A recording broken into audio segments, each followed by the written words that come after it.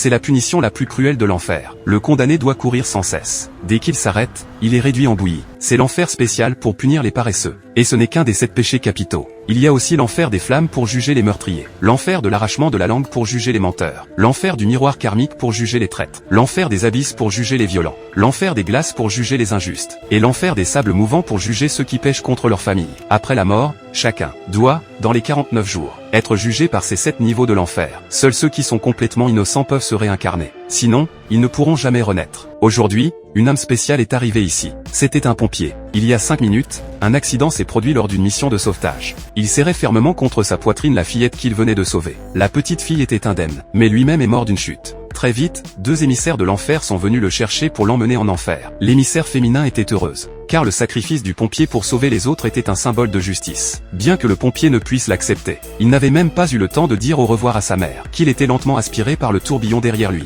Les émissaires ont conduit le pompier devant la porte de l'enfer. Comme le pompier était une personne importante, il pouvait entrer en priorité. Mais à sa grande surprise, le premier niveau du pompier était l'enfer des meurtriers. La dalle de pierre sous ses pieds s'est soudainement fendue. En dessous se trouvait une mer de feu. D'innombrables âmes errantes étaient en train de brûler. Le pompier avait-il déjà tué quelqu'un? Heureusement, les émissaires de l'enfer ont rétabli la vérité. Il s'avère qu'à l'époque, son collègue était coincé sous une dalle et ne pouvait pas bouger. Le pompier est d'abord allé sauver d'autres personnes avant de revenir le sauver. Après avoir sauvé 8 personnes d'affilée, quand le pompier a voulu revenir sauver son collègue, il était trop tard. Après avoir appris la vérité, le grand roi Bian Cheng a rendu son verdict, le pompier était coupable. Ensuite, ils sont arrivés au 2e niveau, l'enfer de la paresse. Ici, on juge si les âmes errantes ont été diligentes de leur vivant, s'ils n'ont pas gaspillé leur temps. Le grand roi Chuzhang, qui gouverne l'enfer de la paresse, a passé en revue la vie du pompier à travers le miroir nocturne. Il a découvert que le pompier avait travaillé dur toute sa vie. Elle n'a pas pu s'empêcher de demander au pompier, « Qu'est-ce qui vous a poussé à vivre une vie si dure ?» Le pompier a répondu, « Pour gagner de l'argent. » Cela a immédiatement changé l'expression du grand roi Chuzhang. Les émissaires ont paniqué aussi,